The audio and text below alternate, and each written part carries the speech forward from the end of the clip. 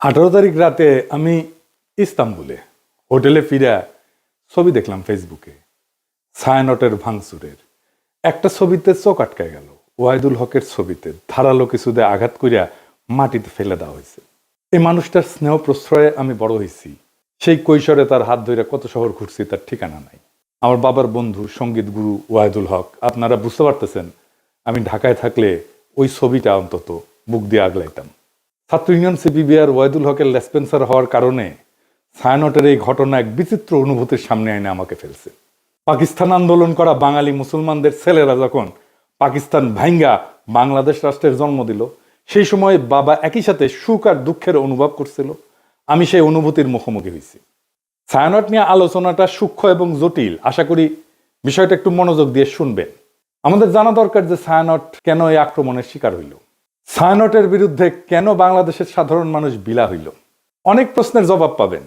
আমি নিজে ছায়ানটকে বাংলাদেশে ভারতীয় কালচারাল অ্যাসেট হিসেবে চিহ্নিত করছি, কোনো সন্দেহ নাই। কেন করছি সেটা আমি হয়তো পরিষ্কারভাবে ব্যাখ্যা করিনি।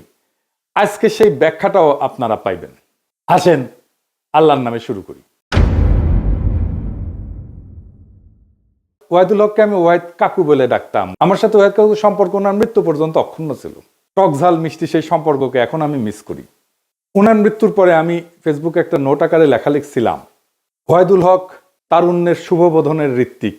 আমি জানি না ওই লেখাটা আমি আর খুঁজে পেলাম না, কারো কাছে যদি থাকে আমার একটু খোঁজ দিয়েন।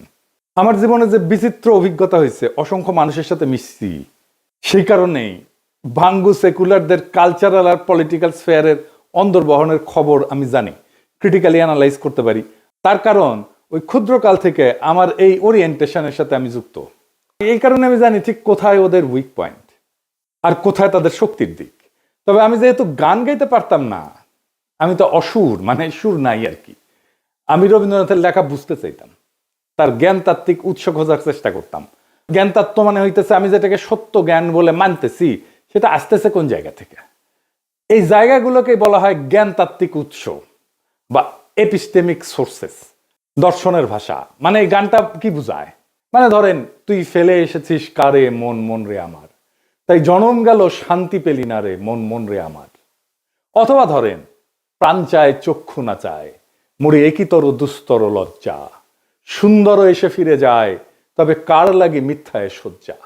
মুখে নাহি নিঃস্বরে ভাস, দহে অন্তরে নির্বাক বহ্নি, ওষ থেকে নিষ্ঠুর হাস, তব মর্মে যে ক্রন্দন তন্নি। মাল্য যে দংশিছে হায়, তবে শয্যা যে কণ্টক শয্যা, মিলন সমুদ্র বেলায় চির বিচ্ছেদ জর্জর মজ্জা। আহা কি মধুর! মনে করিছেন এটা প্রেম প্রীতির গান? জিনা জিনা ভাইজান, এটা অন্য জিনিস। আমার একটা বই আছে রবীন্দ্রনাথ অন্য আলোয়, রবীন্দ্রনাথের অনেক গানের অর্থ ওইখানে ব্যাখ্যা করেছি। একদিন দরকার হইলে যদি টাইম পাই তাহলে একটা এপিসোড করে ব্যাখ্যা করতে পারি গান ধরে ধরে এটা কি বুঝায়। তো এই গানের অর্থ আবিষ্কার করতে করতে, তার অন্তর্গত দর্শন খুঁজে বের করতে করতে একসময় আবিষ্কার করলাম রবীন্দ্রনাথ আসলে উপনিষদ। উপনিষদ মানে হিন্দুদের প্রধান ধর্মগ্রন্থ, তার একটা। উপনিষদের কন্টেম্পোরারি বা আধুনিক উপস্থাপনাই হইতেছে রবীন্দ্রনাথ। ওয়াহিদ কাকুর সাথে আলাপগুলা করতেই পারতাম না, আমাকে এই উপনিষদ আর রবীন্দ্রনাথ সংক্রান্ত আলাপগুলা করতেই দিতেন না। একদিন আমি বললাম যে কাকু, ওই যে যদি ঝড়েরও মেঘেরও মতো আমি ধাই চঞ্চল অন্তর, তবে দয়া করো হে ঈশ্বর, এই গানটা তো ঋগ্বেদে, যদে আমি প্রস্ফুরণ নিব ধৃতির নাম আদো আদ্রিবহ, এটার অনুবাদ।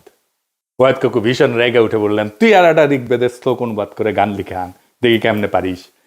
তো বেদ আর উপনিষদের সাথে রবীন্দ্রনাথের লেখার অদ্ভুত সাজুজ্যের কথা বললেই ওয়াহিদ কাকু এইভাবে চেতে যেতেন। আমি বলতাম, বুড়া চেতে কেন? পরে বলছি, ক্ষুদ্রকালে আমি রবীন্দ্রনাথের রাজনীতির গুরু উদ্দেশ্য খুব পরিষ্কারভাবে ধরে ফেলছিলাম। উপনিষদ ঋগ্বেদ পড়তে বাধা নেই, অবশ্যই বাধা নেই, নিশ্চয়ই জ্ঞান অর্জনের জন্য ধর্মগ্রন্থ পড়া উচিত, আলোচনা করা উচিত। আমি সবাইকে উৎসাহ দিই পড়তে সব ধর্মগ্রন্থই, কিন্তু সেটাকে রবীন্দ্রনাথের মুড়ায় পরিবেশনের উদ্দেশ্যটা কি? এইখানে আপনি ছায়ানট প্রতিষ্ঠার উদ্দেশ্য বুঝতে পারবেন। কি সেটা? উদ্দেশ্য হইতেছে এই যে ইন্ডিয়া চায় বাংলাদেশের মুসলমান ধর্মে মুসলমান থাকুক নামে, কিন্তু সে তার ইনার সেলফে, ভিতরে অন্তর্গতভাবে সে ধারণ করবে হিন্দু ওয়ার্ল্ড ভিউ, হিন্দু বিশ্বদৃষ্টি। আপনি দেখেন যারা রবীন্দ্র অনুরাগী তাদের মধ্যে আপনি মুসলমানদের সহজাত সাহস, শক্তিময়তা, অ্যাডভেঞ্চার প্রিয়তা, দুর্দমনীয় একরোখা মনোভাব খুঁজেই পাবেন না। তারা রাষ্ট্রের সার্বভৌমত্ব লুট হয়ে যাইতেছে, সেখানে সিল করে বেড়ায়, ফুল লতা পাতা নিয়ে বসে আছে, মনে মনে ভাবে বাংলাদেশ ভারতের একটা প্রদেশ হয়ে গেলে তো ভালোই। একজন গভীরভাবে প্র্যাকটিসিং মুসলমান একই সাথে গভীরভাবে রবীন্দ্র অনুরাগী আপনি খুঁজে পাবেন কিনা আমার খুব সন্দেহ আছে। খুব রেয়ার হয়তো খুঁজে পেতে পারেন, খুবই রেয়ার। রবীন্দ্রনাথকে বাংলাদেশের এলিটরা গ্রহণ করছে, সাধারণ মানুষ কখনোই গ্রহণ করেনি এই কারণেই। এই জন্যই এলিটরা ভারতমুখী, এই জন্যই এলিটরা ফ্যাসিবাদের খুঁটি। আমাদের ডিজাস্টার হয়েছে আমার সোনার বাংলাকে জাতীয় সঙ্গীত করার সময়। রবীন্দ্রনাথকে পলিটিক্যাল আর সোভারেন প্রোটেকশন দেওয়া হয়েছে এবং তাকে পবিত্রতা দেওয়া হয়েছে এই জাতীয় সঙ্গীত করার কারণে। দ্বিতীয় কারণ হইতেছে আমাদের রাজনৈতিক জনগোষ্ঠী হিসেবে এটা ক্রিস্টালাইজ হওয়াটাকে বাধা দেয় রবীন্দ্রনাথ। কিভাবে? রবীন্দ্রনাথ বাংলাদেশের যেটা ডমিনেন্ট মুসলিম কালচার, এটাকে পলিটিক্যাল ক্রিস্টালাইজেশনের পথে বাধা হইয়া দাঁড়ায়। আমি একটা উদাহরণ দিই, খুব বাস্তব উদাহরণ। সারা দুনিয়ায় আপনি ইন্ডিয়ানরা দেখছেন না, যারা বাইরে থাকেন তারা দেখছেন ইন্ডিয়ানদেরকে। তাদের নানা পার্টি আছে, নানা দল আছে, কংগ্রেস আছে, সিপিএম আছে, বিজেপি আছে, এটা সেটা আছে, মেলা দল আছে, কিন্তু রাজনৈতিক মত পার্থক্য আছে। কিন্তু তা সত্ত্বেও ভারতের প্রশ্নে একটা রাষ্ট্র প্রশ্নে প্রবল হিন্দুত্ববাদ চলতেছে ভারতের। তারপরেও দেখেন মোদি ভারতীয় কমিউনিস্টদের সাথে ব্যক্তিগত সময় কাটায়, হাসি ঠাট্টা করে। আমরা পারি না কেন? আমরা কেন বিভক্ত? আমরা কেন রাজনৈতিক মত পার্থক্য সত্ত্বেও রাষ্ট্র স্বার্থে এক হইতে পারি না? আমাদের রাষ্ট্র প্রশ্নে একটা হইতে রবীন্দ্রনাথ বাধা দেয়। রবীন্দ্রনাথ যে ওয়ার্ল্ড ভিউ, সেখানে মুসলমান থাকতে পারে না, থাকা সম্ভব না, রবীন্দ্রনাথের লেখালেখির মধ্যে নাই। তাই রবীন্দ্রনাথ প্রভাবিত আমাদের কল্পিত রাজনৈতিক জনগোষ্ঠীর মধ্যে দাড়ি টুপি পরা সাধারণ মুসলমান জায়গা করে নিতে পারে না। অবচেতনে আমাদের এলিটদের রবীন্দ্রনাথ ভাবতে শেখায় ওরা আমাদের মতো না, ওরা আদার। রবীন্দ্রনাথ ভারতে হিন্দু ধর্মকে ভালোবাসতে শেখায়, রবীন্দ্রনাথ বাংলাদেশে মুসলমানদের আদার করে ঘৃণা করতে শেখায়। আপনি একই সাথে উপনিষদ আর কোরআনের গ্লোবাল ভিউকে এক করতে পারবেন না। আপনি কোএক্সিস্ট করতে পারবেন, সহাবস্থান করাইতে পারবেন, কিন্তু এক করতে পারবেন না, এটা অসম্ভব। কিন্তু ইন্ডিয়ানরা চায় এক করে দিতে, এই প্রগতিশীলরা চায় এক করে দিতে, এই ছায়ানট চায় এক করে দিতে।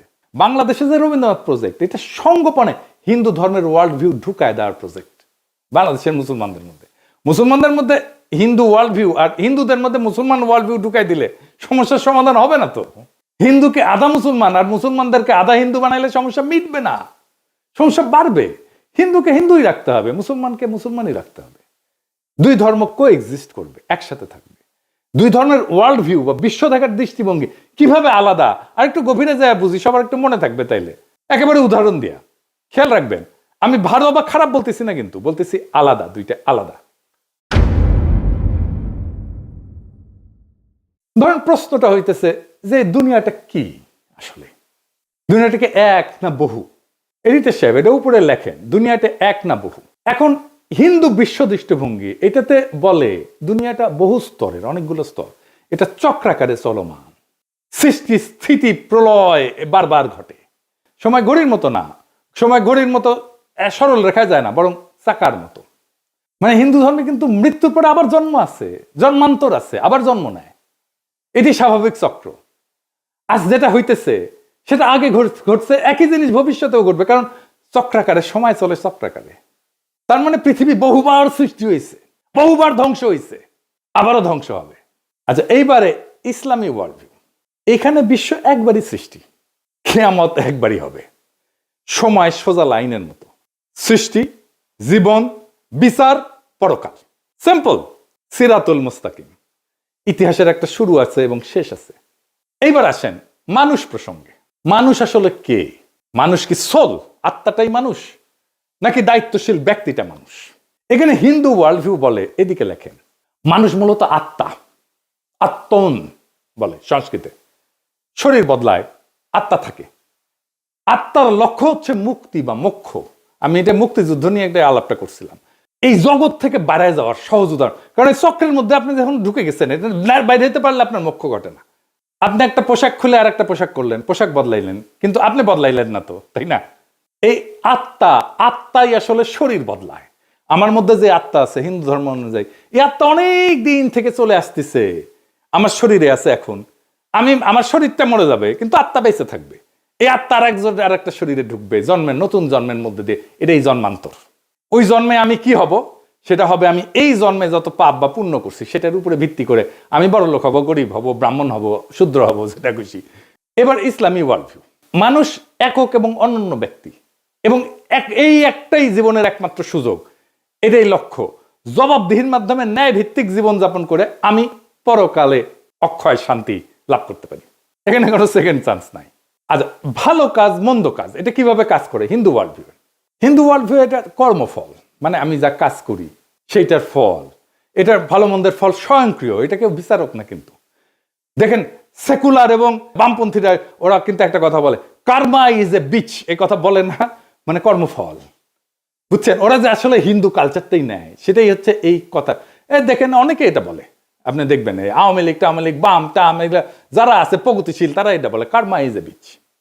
তার মানে কর্ম আসলে ফলটা দেয়, কর্মই ফলটা দেয়। আমি যেটা করতেছি এটাই ফল দিবে। ফল পেতে এই জন্মে না হলেও পরের জন্মে আমি ফল পাবো। এমন একটা পাপের জন্ম হবে পরের জন্মে, ওইখানে যে আমি আমার এই আজকের কর্মের ফলটা আমি ওইখানে পাবো, এটা কর্মফল। ইসলামী ওয়ার্ল্ড ভিউটা কি? ভালো মন্দের নৈতিক হিসাব আছে এবং বিচারক খোদা তাআলা, আল্লাহ তাআলা। ইচ্ছা, নিয়ত, প্রেক্ষাপট, এখানে সবকিছু বিবেচনায় আছে, ভালো মন্দের বিবেচনায়। 4 নাম্বার, সমাজে আসলে বৈষম্যকে কিভাবে দেখা হয় হিন্দু ওয়ার্ল্ড ভিউ। হিন্দু ধর্মে তো আপনি জানেন যে জাতিভিত্তিক ভাগ আছে আর কি, মানে ব্রাহ্মণ সবার উপরে, শূদ্র সবার নিচে, আমি বলে ব্রাহ্মণ, এটা মাথায় রেখে। তো যাই হোক, এই যে বর্তমান অবস্থা, এইটা পূর্বজন্মের ফল হিসেবে দেখা হয়। আমি যদি এই জন্মে খারাপ কইরা থাকি আর কি, তাহলে এটা আমার পূর্বজন্মের ফল। আমি যদি এই জন্মে ভালো কইরা থাকি, তাহলে আমি পূর্বজন্মে অনেক পুণ্য করছিলাম, সেই জন্য এই জন্মে ভালো করেছি। সো হিন্দু ওয়ার্ল্ড ভিউয়ে মানুষ উঁচু নিচু জাত হয়ে জন্মায়, জন্ম থেকেই সে উঁচু বংশের অথবা নিচু বংশের। এইবার ইসলামী ওয়ার্ল্ড ভিউয়ে কি বলে? মানুষ জন্মগতভাবে সমান, সমান মর্যাদার। এইখানে যে ধনী গরিব বা মানুষের কষ্ট আছে, এটা একটা পরীক্ষা, ইহ জগতে পরীক্ষা। এবং ইসলাম ধর্মে অন্যায় দেখলে নীরব থাকাটা পাপ, গুনাহ। 5 নাম্বার, মানুষের আসলে ডেস্টিনি কি, শেষ লক্ষ্য কি? হিন্দু ওয়ার্ল্ড ভিউ কি বলে? মানুষের শেষ লক্ষ্য হচ্ছে এই জগতের বন্ধন ছিন্ন করা। মানে এই যে চক্রাকারে যে চক্রের মধ্যে পড়ে গেছি না, ওই যে বলে না চক্করের মধ্যে পড়ে গেছি, এইটাই হইতেছে হিন্দু ওয়ার্ল্ড ভিউ। চক্করের মধ্যে পড়ে গেছে, এখান থেকে চক্কর সেটা বাইরে হয়ে গেলে এটাই হচ্ছে মোক্ষ, মুক্তি। এই সংসার মায়া, চূড়ান্ত শান্তি হচ্ছে বিশ্ব থেকে মুক্তি। আমি আর জন্মাবো না এসে আর একবার। আপনি আতুর ঘরের কথা শুনছেন না? আগে ছিল কিন্তু এখন নাই। আতুর ঘরে যখন হিন্দু রমণী সন্তান সম্ভব হয়, তখন একটা ঘরের এক কোনায় একটা জায়গায় আলাদা একটা ঘর বানানো হয়, ওইখানে সন্তান জন্ম দেয়। কেন? কারণ এই জন্মটাই তো পাপ একটা, জন্মই আমার আজন্ম পাপ, একটা কথা আছে দাউদ হায়দারের, এটা বই ছিল না, জন্মটাই আমার আজন্ম পাপ। এটা হিন্দু ওয়ার্ল্ড ভিউ। তাই জন্মটা যেহেতু পাপ এবং জন্মটা যেহেতু অপবিত্র, সেজন্য তাকে দূরে রেখে জন্মটা দিতে হয়। বুঝেছ? আচ্ছা, আর ইসলামী ওয়ার্ল্ড ভিউ কি? জগৎ মায়া না, এই দুনিয়াটা রিয়াল, এই দুনিয়াতে ন্যায় প্রতিষ্ঠা করাটাই কাজ। সমাজ, রাজনীতি, অর্থনীতি সব গুরুত্বপূর্ণ, এই দুনিয়া ইহজগৎ খুব গুরুত্বপূর্ণ। পরকালটাকে এই জীবনে ইহজগতে যা করছি সেইটার আমি ফয়সালা পাবো, বিচার হবে। তারপরে তার সেই অনুযায়ী আমি হয় বেহেশতে যাব অথবা দোজখে পড়ব। এই বিশ্ব একটা নৈতিক পরীক্ষা। মানুষ আল্লাহ তাআলার এক দায়িত্বশীল সৃষ্টি, যাকে পাঠানো হয়েছে দুনিয়াতে তার খলিফা কইরা। এটা একটা স্পিরিচুয়াল জার্নি, এটা কমপ্লিট করার জন্য। কমপ্লিট হয় হাসরের ময়দানে, বিচারের সামনে যায়। কারণ প্রশ্ন হইতে পারে, তাহলে কি হিন্দু মুসলমান একসাথে একটা রাষ্ট্র বা সমাজে থাকতে পারবে না? হিন্দু মুসলমান দুই ধর্মের মানুষ কিভাবে তাদের স্বাতন্ত্র্য বজায় রেখে একসাথে শান্তিতে থাকতে পারবে? সেটার রাজনৈতিক সমাধান বের করতে হয় তো রাষ্ট্রকে। এর চাইতে বড় কাজ তো ভারতীয় উপমহাদেশে আর নাই। কিন্তু আগে সিদ্ধান্ত নিতে হবে, আমরা শান্তিতে থাকতে চাই। সিদ্ধান্ত নিলে পথ বের হবে, পথ আছে। চালাকি কোনো সমাধান না, সমাধান চালাকি করে বের করা যাবে না। হিন্দুকে আধা মুসলমান বা মুসলমানকে আধা হিন্দু বানায় না, এটা হবে না। এইটা করতে থাকলে একটা অনিবার্য রক্তাক্ত সংঘাতের দিকে আমরা যেতে থাকবো, সমস্যার সমাধান করবে না, আর কঠিন জটিল সংকটের দিকে জাতিকে নিয়ে যাবে। শুধু জাতিকে না, ভারতীয় উপমহাদেশকে নিয়ে যাবে। কিভাবে সম্ভব? একটা ছোট্ট উদাহরণ দিয়ে বলি। দেখেন, আমরা যে ধর্মই পালন করি না কেন, রাস্তায় ট্রাফিকের লাল লাইট দেখলে তো সব ধর্মের মানুষ দাঁড়াই, তাই না? বিবাদ হইলে তো একই আদালতে যায় সব ধর্মের মানুষ ফয়সালার জন্য, তাই না? আমরা তো ভোট দিতে হইলে, নেতা নির্বাচন করতে হলে একই ভোট সেন্টারে যাই ভোট দিতে সব ধর্মের মানুষ, তাই না? এটাই নাগরিক হিসেবে একসাথে থাকা। নাগরিকত্বই আমাদেরকে একসাথে বাঁধবে। স্পিরিচুয়াল জার্নি না, আমার ওয়ার্ল্ড ভিউ না, আমার নাগরিকত্ব। আমি যেই যেই জায়গায় আমরা নাগরিক হিসেবে আমি শেয়ার করি, সেই জায়গাটা আমাকে বাঁধবে। যাই হোক, আগের আলাপে ফিরে আসি। ছায়ানট নিয়ে বাংলাদেশের মানুষ চূড়ান্ত বিলা হয় 2018 সালে। হ্যাঁ, 2018 সালে যখন বাংলাদেশের মানুষের চোখে স্পষ্ট হয় মোদির সাথে ছায়ানটের সম্পর্ক। কেন ছায়ানটে হামলা হইলে মোদির বিজেপি বাঙালিদের জায়গায় উঠতে বলে? এটার উত্তর কি দেখছেন? ছায়ানটে হামলা, বাঙালিদের জেগে উঠতে বলল মোদির বিজেপি। কেন? কারণটা হইতেছে 2018 সালে ভারত সরকারের পুরস্কার পায় ছায়ানট। স্বয়ং মোদি অভিনন্দন জানায়। শুধু অভিনন্দন না, ছায়ানটের এই ভারত রাষ্ট্রের পুরস্কার, যার জুরি বোর্ডের চিফ ছিল স্বয়ং মোদি, সেই পুরস্কার নেওয়া ছিল একটা গুরুতর নৈতিক এবং রাজনৈতিক ভুল। এটা কোনো ভারত বিরোধী আবেগ না, এটা রাষ্ট্রীয় সহিংসতা, জনগণের স্মৃতি এবং সাংস্কৃতিক প্রতিষ্ঠানের নৈতিক সীমা, এই তিনটার সংঘাত। কিভাবে? রাষ্ট্রীয় পুরস্কার কিন্তু কখনো নিরপেক্ষ না। রাষ্ট্রীয় পুরস্কার মানে এই প্রতিষ্ঠান আমাদের রাষ্ট্রের নৈতিক এবং সাংস্কৃতিক বয়ানের অংশ। এটা কোনো ব্যক্তিগত শিল্পীর সম্মান না, এটা রাষ্ট্রীয় বৈধতার অংশীদারিত্ব। পৃথিবীর বহু মানুষের কাছে মোদি গুজরাটের কসাই নামে পরিচিত। এটা রাজনৈতিক গালি না, এটা একটা নৈতিক অভিযোগের একটা প্রতীকী নাম। বাংলাদেশে মোদি অসম্ভব ঘৃণার পাত্র। বাংলাদেশে মোদি বিরোধিতা কোনো বিমূর্ত বিষয় না, বাস্তব ঘটনা। 2021 সালে মোদি বাংলাদেশে সফরের বিরুদ্ধে ব্যাপক গণপ্রতিরোধ হয়, পুলিশের গুলিতে সংঘর্ষে বহু মানুষ মারা যায়, শহীদ হয়। সাধারণ মানুষ এটা প্রতিরোধ করছে। কেউ এটা অস্বীকার করলে সে ইতিহাস অস্বীকার করতেছে। এখন প্রশ্ন হইতেছে, যে ব্যক্তির আগমনের বিরুদ্ধে বাংলাদেশের মানুষ জীবন দেয়, তার নেতৃত্বাধীন জুরি বোর্ডের মনোনয়নের পুরস্কার নেয় একটা রাষ্ট্রের কাছ থেকে, ছায়ানট এটা কিভাবে সংস্কৃতি বলে চালায়? আর সেই রাষ্ট্রের কাছ থেকে, যেই রাষ্ট্রের বর্তমান সরকার মুসলিম নিধন, নাগরিক বঞ্চনাকে স্বাভাবিক করে তুলছে, কাশ্মীর থেকে দিল্লি সব জায়গায় এটা প্রমাণ আছে।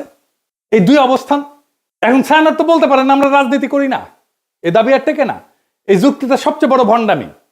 কারণ রাষ্ট্রীয় পুরস্কার গ্রহণ করে একটা রাজনৈতিক কাজ। রাজনৈতিক ক্ষমতার কাছ থেকে সম্মান নিলে আপনি রাজনীতির ভেতরে ঢুকে পড়েন। রাজনীতি করি না বলার তখন সুযোগ থাকে না। রাজনীতি করি না বলার সুযোগ একদম শেষ হয়ে যায়। রাজনীতি না করলে ওই পুরস্কারটা প্রত্যাখ্যান করতে হয়, গ্রহণ করলে রাজনীতির দায় নিতে হয়।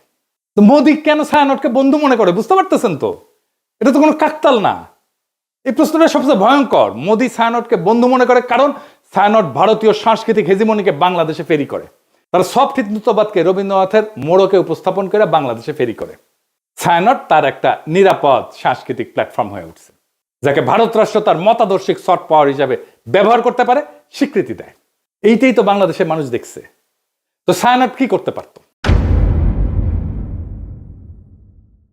পুরস্কার প্রত্যাখ্যান করতে পারত। ইতিহাসে অসংখ্য উদাহরণ আছে যেখানে পুরস্কার গ্রহণ না করাই নৈতিক অবস্থান হয়ে ওঠে, প্রত্যাখ্যানই প্রতিষ্ঠানকে সম্মানিত করে। ছায়ানট যদি বলতো বাংলাদেশের জনগণের স্মৃতি এবং রক্তের ইতিহাসের কারণে আমরা এই রাষ্ট্রীয় পুরস্কার গ্রহণ করতেছি না, সেটাই হয়তো সবচেয়ে শক্তিশালী সাংস্কৃতিক বক্তব্য, সবচেয়ে বড় নৈতিক শিক্ষা, সবচেয়ে বড় আন্তর্জাতিকভাবে সম্মানজনক অবস্থান এবং দেশের মানুষের ভালোবাসা পাওয়ার রাস্তা। আপনি বাংলাদেশে কাজ করেন, মোদি কেন আপনাদের বাহবা দেয়? কেন দেয়? এই প্রশ্নের জবাব দিতে হবে না? বাংলাদেশের মানুষের সাথে আপনার কন্ট্রাক্টটা কি? সোশ্যাল কন্ট্রাক্ট কি? আপনি সমাজের রাষ্ট্রে কি অবদান রাখছেন, একটা প্রতিষ্ঠান করছেন? বাংলাদেশের সাথে আপনার কন্ট্রাক্টটা কি? বাঙ্গু সুশীলদের সফট হিন্দুত্ববাদের দীক্ষা দিচ্ছেন, আর যে রাষ্ট্রেরা মানুষের মৃত্যুর স্মৃতিতে বাংলাদেশে ঘৃণার প্রতীক, তার হাত থেকে সম্মান নিচ্ছেন। লজ্জা লাগে না? সমাজ তো হঠাৎ করে পাগল হয়ে যায়নি, মানুষ হঠাৎ করে সংস্কৃতি বিরোধী হয়ে ওঠেনি। এটা জমে থাকা একটা দীর্ঘ বিচ্ছেদের বহিঃপ্রকাশ। বাংলাদেশের মানুষ এমন ছায়ানট চায় যে তার দুঃখে কাঁদে, তার স্বপ্নে সহযাত্রী হয়, তার কল্পনার ভাষা হয়ে ওঠে। বাংলাদেশের মানুষ এমন ছায়ানট চায় যে মোদির অখণ্ড ভারতের কল্পনাকে রবীন্দ্রনাথের সুরে ঢেকে দেয় না, বরং সুরে ফেলে দেয়। যদি ছায়ানট নিজেকে সেইভাবে পুনর্গঠন করতে পারে, জনগণের স্মৃতি, ক্ষত আর আকাঙ্ক্ষার পাশে দাঁড়াইতে পারে, তাইলে ছায়ানট আবার উঠে দাঁড়াবে। আর যদি তা না পারে, যতই মানববন্ধন করেন, গান আর প্রতিবাদ করেন, ইতিহাস তাকে ভাঙবে না, মানুষই তাকে ছেড়ে যাবে। আপনি ছাত্রই পাবেন না, কেউ আর গান শিখতে আসবে না, কেউ আর সেখানে নিজের স্বপ্ন খুঁজবে না, কেউ নিজের কল্পনার সাথে ছায়ানটকে জুড়বে না। আপনার কালচারাল লেজিটিমেসি কোলাপস করতেছে। কারণ সংস্কৃতি টিকে থাকে মানুষের ভালোবাসায়, মানুষের মধ্যে, গণমানুষের মধ্যে, রাষ্ট্রের বাহবায় না। আপনারা তো জনগণকে হারায় ফেলছেন, ভারতকে পাইছেন, জনগণকে হারায় ফেলছেন। যে সংস্কৃতি জনগণকে হারায়, সে শেষ পর্যন্ত কালের অন্ধকারে হারায় যায়। এটাই ইতিহাসের সত্য। এই সত্যই শিখাইছে আমাদের জুলাই বিপ্লব। ইনকিলাব জিন্দাবাদ।